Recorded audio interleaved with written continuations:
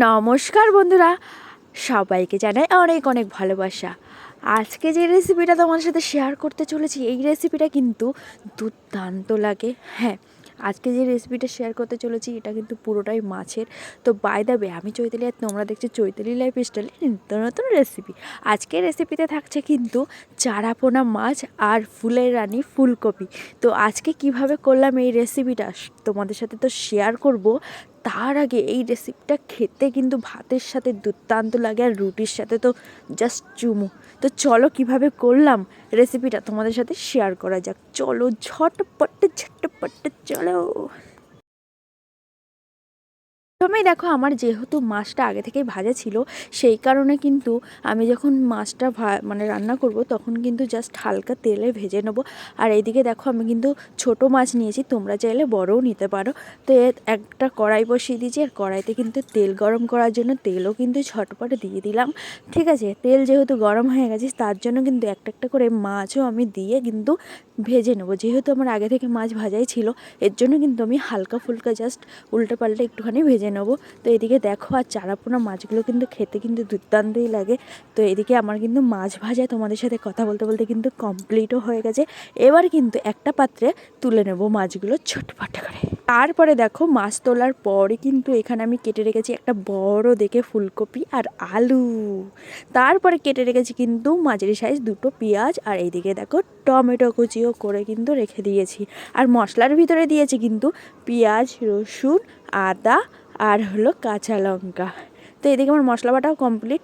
তো তারপরে যে তেলটা বেঁচেছিল তেলের মাছ ভাজার পর, সেইটার ভিতরে কিন্তু আমি যে পেঁয়াজ কুচিগুলো করে রেখেছিলাম সেটাও কিন্তু দিয়ে দেবো।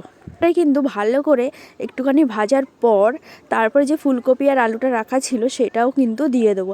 আছে কিন্তু তাড়াতাড়ি ঝটপট করে, যাদের রান্না করতে ইচ্ছা করছে না, এই এই রান্নাটা তোমরা ঝটপট দেখে নাও, তাড়াতাড়ি করে কিন্তু এই রান্নাটা জলদি জলদি হয়ে যায়। তো আমি আজকে বেশি ভাজবো না, বেশি কিছু করবো না। দেখো, হালকা জাস্ট পেঁয়াজটা ভেজেছি, বেশি ভাজিনি। তার ভিতরেই কিন্তু আমি দিয়ে দিচ্ছি ফুলকপি আর আলু। আর আলুটা দেওয়ার পরে কিন্তু দিয়ে দিলাম স্বাদ মতো নুন আর হালকা হাফ চা চামচ হলুদ গুঁড়ো। এবার কিন্তু আমি কিন্তু যেহেতু তোমাদের প্রথমেই বলো বেশি ভাজবো না, হালকা জাস্ট ভাজবো, কম তেলে এই রান্নাটা হবে। ঠিক আছে, কম তেলেই একদম দেখবে। তো এদিকে দেখো, আমার কিন্তু একটুখানি জাস্ট 2 মিনিটের মতো জাস্ট নাড়াচাড়া করেই কিন্তু আমি নামিয়ে নেবো। বেশি যেহেতু তোমাদের বললাম বেশি ভাজবো না। তো দেখো, এদিকে দেখো, তোমাদের সাথে কথা বলতে বলতে কিন্তু আমার অনেকটাই পুরো হালকা জাস্ট লাল লাল কিন্তু ভাজা কমপ্লিট হয়ে গেছে। এবার কিন্তু দিয়ে দেবো যে বেটে রাখা যে মশলাটা ছিল না, পেঁয়াজ রসুন আদা, সেটা কিন্তু আমি দিয়ে দেবো। তো আমি কিন্তু অল্প অল্পই মশলা বেটেছি, বেশি বাটিনি। ঠিক আছে, তারপরে কিন্তু মশলাটাকে কিন্তু ভালো করে দেওয়ার পর একটু নাড়াচাড়া করে নিচ্ছি, যেহেতু কড়াইতে লেগে যাবে। তারপরে দিয়ে দিলাম কিন্তু ধনে গুঁড়ো হাফ চা চামচ দিয়ে দেবো ঝাল লঙ্কাটা। তারপরে দিয়ে দেবো কিন্তু কাঁচা লঙ্কা 4টে, যেহেতু আমি কাঁচা লঙ্কা আমি বেটেও দিয়েছিলাম আর কাঁচা লঙ্কা গোটাও দিচ্ছি। এই কাঁচা লঙ্কাগুলো কিন্তু ঝাল নেই, তোমরা ঝাল কম খেলে ঝাল কমই দিও। তারপরে দিয়ে দিয়েছিলাম কিন্তু হাফ চা চামচ কাশ্মীরি লঙ্কা আর হাফ চা চামচ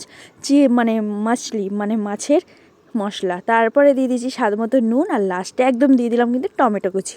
তো এতগুলো মশলা দেওয়ার পর কিন্তু ভালো করে কষাবো, হালকা জাস্ট মশলাটাকে মিশিয়ে নেবো, কষাবো।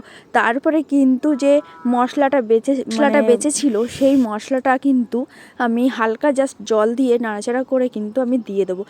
তো দেখো, আমার কিন্তু দেওয়াও কমপ্লিট হয়ে গেছে। আর এবার কিন্তু ভালো করে 10 থেকে 15 মিনিট কিন্তু কষাবো, নাহলে কিন্তু একটা কাঁচা কাঁচা মশলার গন্ধ খাবে। সেই কারণে তুমি যতই মাছ হোক আর মাংস হোক, এটা যদি না কষানো হয়, ভাজা হয় মশলাটাকে ভালো করে, কিন্তু তাহলে কাঁচা গন্ধ খায়। তার জন্য কিন্তু মশলাটাকে ভালো করে ভেজে নেবো। আর এইদিকে দেখো, আমার কিন্তু তোমাদের সাথে কথা বলতে বলতে অনেকটাই কমপ্লিট হয়ে গেছে। আর সে কী সুন্দরভাবে সেদ্ধও হয়ে গেছে, আর তেলও ছেড়ে দিয়েছি কিন্তু। দেখো, এদিকে কিন্তু আমার কী সুন্দরভাবে কিন্তু মশলাটা ভাজাও কমপ্লিট হয়ে গেছে, আর তেলটাও কী সুন্দর তেলটা ছেড়ে দিলেই ভাবে মশলা কিন্তু পুরো পারফেক্ট। তারপরে হালকা জাস্ট জলটা দিয়ে দেবো, আর জলটা দেওয়ার পর ফুটলেই কিন্তু জাস্ট 5 থেকে 6 মিনিটের মতো ফুটবে। ফোটার পর কিন্তু যে আমার ভেজে রাখা যে মাছটা ছিল সেই মাছগুলোও কিন্তু দিয়ে দেবো। আর কী সুন্দর ফুটছে তাই না বলো। এদিকে দেখো আমার ভেজে রাখা যে মাছগুলো সেগুলো কিন্তু দিয়ে দেবো। আর চারাপোনা মাছে কারা কারা খেতে চাও না কাটার জন্য অবশ্যই কিন্তু কমেন্ট করবে, ঠিক আছে। আমাদের বাড়িতে অনেকেই খেতে চায় না, কিন্তু এইভাবে ফুলকপি আলু টালু দিয়ে রান্না করলে কিন্তু অনেকেই খায়। তো যাই হোক, কেমন হয়েছে অবশ্যই কিন্তু তোমরা সেটা কমেন্ট করে জানাবে। আর লাস্টে একদম ধনে পাতা দিয়ে কিন্তু আমি নামিয়ে নিয়েছি। আর তরকারিটা কেমন হয়েছে অবশ্যই কিন্তু কমেন্ট করে বলবে। অবশ্যই একবার ভাতের সাথে এই তরকারিটা করে খাবে, দারুণ লাগে, মানে গরম গরম ভাতের সাথে। শীতকালে হোক, আর এই শীতকালে তো সবাই মাছ খায়, বাঙালি মানে মাছ খাবেই। তো অবশ্যই তোমরা কমেন্ট করবে, যারা যারা চারাপোনা মাছ খাওনি প্লিজ একবার খেয়ে দেখবে, ভালো লাগে। আর কারা কারা চারাপোনা মাছ খাও সেটাও কিন্তু কমেন্ট করে তোমরা বলবে। আর কেমন হয়েছে আমার রেসিপিটা সেটাও কিন্তু কমেন্ট করে তোমরা কিন্তু বলবে।